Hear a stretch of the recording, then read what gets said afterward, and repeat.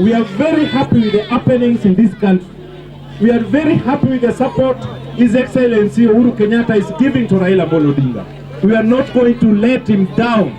And we believe that through their support, through their unity, this country is going to take a good shape.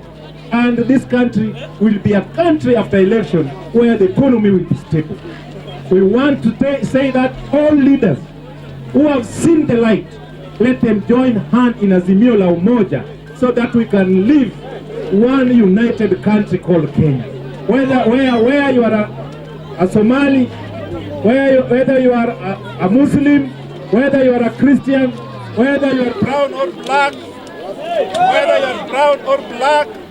you remain a citizen of this country, so that our people can get the real gist of the matter, that Raila Odinga is going to be the 5th president of the Republic of Kenya.